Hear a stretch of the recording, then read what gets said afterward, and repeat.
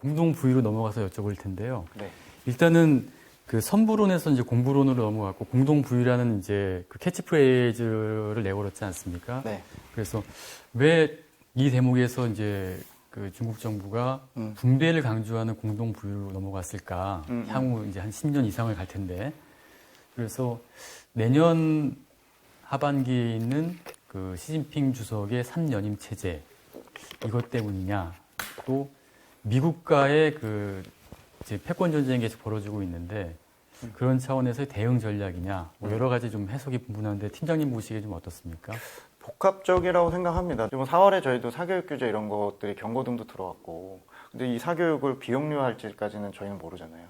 그리고 뭐 공동부유도 사실은 6월달에 그 항저우시가 있는 그 절강성 있는 지역을 시범 특구로 만든다는 얘기를 저는 좀 빨리 본 편이고 국내에서 6월달에서 저희가 그런 코멘트를 내보내면서 이거 약간 사회주의 유토피아로 만든 느낌이고 해당 지역이 소득도 그렇고 중산층도 그렇고 적당하니까 이쪽 지역을 뭐 기부를 한다든지 이제 소수 부유층이 먼저 이제 선불원으로 갔다가 그 다음에 뭔가 하려고는 하는데 이 모델이 좀 중요할 것 같다라고는 생각했죠. 근데 7월 들어서 창당 100주년 연설을 하면서 공동부유가 갑자기 핵심 가치고 선불원을 대체하는 시점에서 이게 이제 굉장히 중요하다고 하는 것까지도 알겠는데 8월 들어서 이제 그 일련의 모든 조치들이 뭐 게임 규제, 사교육 규제 엄청나게 나왔죠. 엄청나게 몰아쳤잖아요. 그런 건 저희가 예측이 어렵지만 사실 어쨌건 중국 정부가 지금 방향을 잡은 거는 그 제가 이제 봤을 때 공동부유라는 전략의 목적은 여러 가지가 있는데 기본적으로 이렇게까지 이제 밀어붙이고 있는 이유는 기본적으로 한 30년짜리의 샤오캉 사회가 달성이 됐고 작년 기준으로 소득 만불이 되니까 뭔가 이제 다음 가치를 제시해야 되고 아시겠지만 올해가 70주년이라는 해 이벤트가 이제 거의 10년마다 있을 수 있는 굉장히 중요한 해긴 하죠. 근데 또 하필 올해가 14차 5개년 계획을 시작하는 해기도 하고 작년에 소득 만불을 달성하면서 다음 목표를 제시해야 되는 시점이기도 하고 팬데믹도 좀 있었던 것 같아요. 저는 공동부유를 앞으로 시범 운영을 해서 천천히 할 생각도 있었을 수도 있고 조금 완급을 할 수도 있지만 올해 이렇게까지 산업 규제까지 더해서 밀어붙인 거는 작년에 팬데믹을 겪으면서 본인들이 추구하는 어떤 큰 정부와 시장이 좀 통제하고 개입하고 좀 케인지언이 부활하고 미국도 마찬가지로 큰 정부가 재정이 중요해지고 이 어떤 역병이 돌고 위기 이후에 어떤 대응하는 것들이 이제 조금 본인들의 모델이 잘하는 것들이 방역으로 성공이 됐고 그런 것들을 보다 보니까 본인이 앞으로 이제 이 끔찍한 양극화 팬데믹 이후에 국가 간의 실력이 드러나고 이제 돈을 찍을 수 있는 자와 재정이 되는 자와 아닌 국가들의 차이가 더 벌어졌잖아요. 그리고 각 나라 안에서도 미국조차도 인권 문제나 양극화 문제가 크다고 판단하에 본인들이 더 의욕이 생기면서 이럴 때는 더 양극화를 본인이 직접 개입해서 해보자는 마음이 더 커져서 그 의욕을 좀 더 많이 하게 된 건 팬데믹 이후가 아닐까. 그리고 또 하나는 작년부터 중국의 이런 언론 보도의 선전의 어떤 프레임을 보면은 이제 저는 자주 보니까 중국이 우리나라 인구 문제 이런 걸 되게 보도를 많이 했거든요. 아, 그래요? 네네네. 그러니까 본인들 저출산 문제를 빗대어서 우리나라의 그 끔찍한 주거 문제나 저출산 문제를 되게 대서특필을 많이 했거든요. 근데 제가 받은 느낌은 이제 올해 갑자기 세자녀 정책을 또 6월인가 5월에 도입을 했잖아요. 좀 과감하게. 중국 스타일상 과감한 건데 그걸 한 것들에 이제 소위 말해 좀 이렇게 복선을 깐 것들이 이제 그 아시아 쪽에서 이제 주거라든지 교육이라든지 정말 애를 못 낳을 정도로 이런 생기는 문제들을 최근에 보면서 그걸 많이 부각을 시켜놓고 본인들은 본인 방식으로 과격하게라도 해결해 보겠다. 그리고 얘네 아시겠지만 다 압축 성장을 했기 때문에 좀 대응도 압축적으로 제가 뭐 그걸 뭐 합리화하는 건 아니지만 좀 그런 급한 마음에다가 아시아의 실패 사례에서 한국의 좀 그런 케이스가 좀 충격이었던 것 같아요. 본인들도 5년 있다가 이렇게까지 떨어질 게 보이기 때문에 못 낳는 이유가 뭘까? 교육이다, 뭐 주거다 이런 것들을 더 최근에 보면서 한 거를 선전하는 걸 저는 좀 느꼈습니다. 그래서 일단 올해는 공동부유가 앞으로 어떻게 갈지는 심지어 중국 투자자들도 지금 연구를 지금 하고 있고요. 저희가 이제 어떤 식으로 파급 효과를 낼지는 모르겠지만 급해지고 올해 그걸 핵심 가치로 한 거는 그런 종종의 원인들이 겹친 것 같고요. 그래서 내년에 또 어떻게 할지가 귀추가 주목이 되는 게 또 다른 방향일 수도 있거든요. 지금 방향으로는 마치 뭔가 빅테크 규제나 반독점법이나 개별 산업에 대한 규제나 부동산 규제로 보이실 수 있지만 또 내년에 또 다른 조치들로 갈 수도 있는 거고요. 그래서 굉장히 가지가 많은 상황이라고 저는 생각을 하고 있어서 지금도 사실은 연구를 좀 더 해야 된다고 생각합니다. 제가 받은 느낌은 좀 그런 게 있어요. 그러니까 네. 어느 정도 지금 빅테크 기업 같은 경우는 그러니까 민간 영역에 맡겨가지고 너네가 할 만큼 해봐라 했다가 그렇죠. 지금은 네. 이제 당이라든가 정부가 내가 이제 빅브라더가 돼가지고 네. 경제 전체를 내가 조절하겠다. 필요한 데는 내가 밀어주고, 맞습니다. 예, 네. 규제할 때는 규제하겠다. 이런 느낌을 받았는데 어떻게 좀 보세요? 네, 맞습니다. 그러니까 자본이나 데이터에 대한 일부 민영 기업이나 플랫폼 기업의 독점을 막겠다는 게 작년 12월에 경제공작회의에서 예. 이제 무질서한 자본 확장을 막고 반독점하겠다라고 얘기했거든요. 그걸 이제 올해 연간 목표로 해서 저희는 공동부유 나오기 전이니까 이게 연간에 올해 감독 규제 해다. 이거는 빅테크 업체들에게 예. 이 정도까지라고 생각 안 했지만 굉장히 악재다라는 생각은 저희도 했고 실제로 이제 그때부터 주가가 계속 흘러내린 건데 빅브라더에 대한 부분도 저는 동의하고요. 아까 예. 말씀드린 대로 큰 정부나 어떤 정부가 해야 되는 부분과 중국 특유의 이제 어떤 그 이제 스타일상 생태계를 허용했다가 이제 어떤 소수 기업들이 역사적으로 봤을 때 이렇게 많은 자본이나 유니콘 투자나 뭐 어떤 그런 세력을 구축하거나 또 한쪽에서 디지털 경제 커지고 있는데 데이터를 과독점하는 것도 불편했겠죠. 예. 그래서 이제 글로벌 트렌드가 플랫폼 규제나 이런 것들 빅테크에 대한 견제인 거를 또 빌미 삼아서 예. 본인들은 원래도 이 뭐 플랫폼 경제나 핀테크나 모든 것들을 해볼 걸 다 해봤기 때문에 더 과감하게 되돌려 버린 게 아닌가 예. 네, 그런 생각을 갖고 있어서 앞으로 보시면 아시겠지만 지금 데이터 안보법, 뭐 안전법이나 예. 지금 입법한 것들이 올해 되게 많잖아요. 예. 그래서 그런 것들이 이제 아마 그 말씀하신 그런 이제 정부가 직접 개입하는 예. 형태, 그리고 알고리즘까지 다 개입해서 본인들이 조금 통제하려는 것들이 더 노골화될 걸로 생각을 갖고 있습니다. 그 팀장님 보시기에는 지금 이 이제 공동 부유가 이제 뭐 장기적인 정책의 이제 방향이 이제 결정이 됐는데 어떤 정책들도 나오고 있는데 지금 상황에서는 이제 그 다음 스텝은 어느 단계로 좀 진행될 거라고 좀 보세요? 일단은 저희가 이제 공동부유의 그 가치 목표 중에 하나가 양극화를 축소하는 목표를 갖고 있고 양극화를 이제 줄이는 데 있어서 양극화를 키운 요인들 중에서 그러니까 소위 말해 방해하는 것들 그래서 주거나 의료나 교육 관련해서 이제 세팅들을 하면서 결국은 규제를 하는 거고 예. 또 한쪽에서는 저는 공동부유 전략이 그 전 사회적인 리소스 배분을 다시 하는 것도 있다고 생각하거든요. 소위 말해서 지금 제조업을 더 키우고 예. 서비스업을 좀 뭐 등한시한다기보다는 지난 10년 동안 미국 모델 차용하면서 좀 서비스 고도화나 예. 소비 고도화를 1순위로 뒀었던 영향도 있었는데 예. 올해 이제 14차 5개년 계획 얘기하면서 제조업의 전체 경제 비중을 높이겠다라든지 지금 많은 기업들을 반도체 중심으로 상해 과창판이나 북경 거래소 같은 걸 만들어서 키우는 것들을 보면은 서비스보다는 제조업을 선순위에 놓고 있거든요. 근데 이제 그 리소스 배분이라 함은 플랫폼 기업이든 부동산이든 뭐 몰자면 서비스업이잖아요.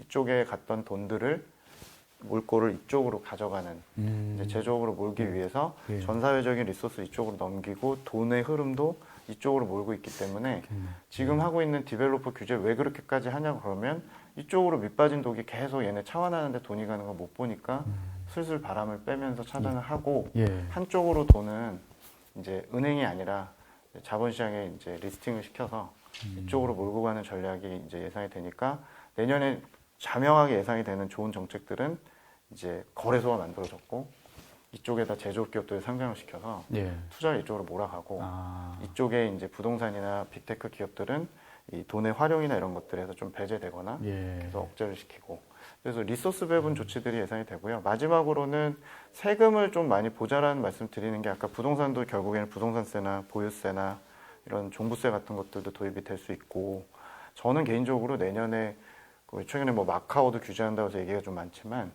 그 중국에서 지금 1차, 2차, 3차 분배 얘기하면서 우리나라에서 관심 많으신 건 3차 분배 뭐 일종의 그 부자들이나 소수 기업들의 사회 환원 그리고 말은 자발적이지만 전혀 자발적으로 생각은 안 하는 근데 2차 분배가 정부의 이제 분배가 있는데 결국에 그 세원 쪽에서 예. 사치세, 예. 소비세, 지금 뭐 면세해주고 있지만 예. 사실 일부 명품 시장에 타격을 줄 수 있는 것들이 올해 게임이나 교육 규제 이후의 다음 단계로서 그렇겠다. 예, 사치세 쪽의 그 세금 변화도 보고 있어서 저는 개인적으로 중국 소비주나 빅테크주를 다 싫어하는 건 아닌데 위험하다는 건 아니지만 기본적으로 기회가 될 때 계속 좀 압축을 해야 된다고 말씀드리는 게 중국 하면은 계속 명품, 중국의 소비 고도화, 마오타이 같은 그런 주류, 또 B2C가 모델이고 최종적으로 중국 소비자들이 그 소득이 늘어서 좋았던 것들에 대해서 많이 저희가 좋아했었고 예.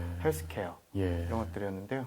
그쪽은 조금 종목들은 접근할 수 있는데 그런 쪽이 좀 많다 보니까 그런 거랑 빅테크 역시도 지금 주가 많이 빠졌습니다만 내년까지 이제 중국 정부가 하고자 하는 것들 좀 봐야 된다는 생각이라서 차라리 이제 제조업이나 이런 쪽을 좀 많이 그래서 권고해 드리고 있고 그래서 내년에 아마 그 말씀드린 세금하고 산업으로 보면은 헬스케어 산업도 조금 규제를 어떻게 하는지를 좀 보셔야 된다. 예. 지금 주거, 부동산, 교육, 그 다음에 이제 헬스케어인데 조금 과감해질 수도 있거든요. 예. 그래서 그 의료보험 개혁이나 제약주 이런 것들도 조금 주목을 하시라고 말씀을 좀 드리고 있습니다. 다음 행보로서. 예. 네. 그런 맥락에서 제가 참 이렇게 의미 있게 봤던 게 시진핑 주석이 베이징 증권거래소를 직접 언급했잖아요. 네. 그 최고 지도자가 그런 걸 언급하는 거가 굉장히 제가 봤을 땐 드문 케이스라고 봤는데 그만큼 굉장히 의지를 갖고선 육성을 하겠다 이런 네. 의미로 보면 되겠죠. 네, 맞죠. 그러니까 2019년 6월에 상해 과창판이라는 그러니까 우리나라 스타 50으로 알려진 그 지수가 만들어지고 네. 상해 거래소에 직접 반도체 소부장 기업들의 대형 기업들, 예. 뭐 국내 SMIC 이런 기업들이 상장을 하고 북경 거래소는 장외시장이자 혹은 기존의 창투나 벤처 VC들이 투자할 수 있었던 기업들을 제도권으로 몬다는 의미고 더 스몰캡 기업들 그래서 10,000개, 뭐 10만 개 그런 정밀, 특색, 참신 이런 이렇게 용어로 압축된 단어들이 있거든요. 예. 그런 애들 올려서 소위 말해 이제 보조금 주고 대출해주고 그런 게 아니라 시장에서 알아서 한번 키워봐라. 예. 그래서 그 장을 마이너한 장은 이제 베이징에 만들어주고 예. 더 작은 기업들 예. 그리고 큰 기업들은 상해 과창판에 몰고 예. 기존의 심천 창업판하고 같이 역할을 해서 이제 그렇게 하는 거라서 저희가 이제 본토를 좋아하는 이유는 본토 증시가 상해 심천이 한 4,400개 종목인데 시가총액 구성상 70%가 제조업이에요. 예. 아까 말씀드린 철강, 비철, 조선이 많아서도 있고 전통산업과 이제 그런 신재생하고 지금 상장을 시키는 소부장 기업들이 앞으로 더 많아질 거고 예. 하필 홍콩의 경우는 70%가 서비스업이에요. 예. 그래서 금융, 부동산, 빅테크 플랫폼이 많다 보니까 네. 최근에 이제 여러 가지로 정말 고통받고 있는 홍콩 증시의 경우는 예. 본토 대비 상당히 주가가 떨어진 이유가 예. 규제들이 종종이 다 3년째 걸리고 있어서 그런 것 같습니다. 그래서 뭐 홍콩이 뭐 내년에 좀 오를 수도 있지만 저희가 이제 본토를 굳이 추천드리는 것도 지금 말씀하신 그 직접 시주석이 키우는 제조기업들이 과열을 만들 겁니다. 예. 과열이 있는 쪽에 좀 장기적으로 좀 들어가자는 의견이고요. 자, 그럼 마지막으로 네. 그 아까도 잠깐 언급은 하셨지만은 그래도 이제 중국 정부가 이렇게 밀고 있는 그런 그 종목 위주, 업종 위주로 저희가 이제 투자하는 게 안전하지 않겠습니까? 그래서 네. 어떤 종목을 중국 정부에서 지금 밀고 있는지 그거를 한번 좀 어느 정도 이렇게 설명을 좀 부탁드리겠습니다. 일단 저희가 뭐 어차피 그 업종을 말씀드리면 대표 기업들이 정해져 있기 때문에 네. 일단 산업 업종 테마가 중요할 것 같고요.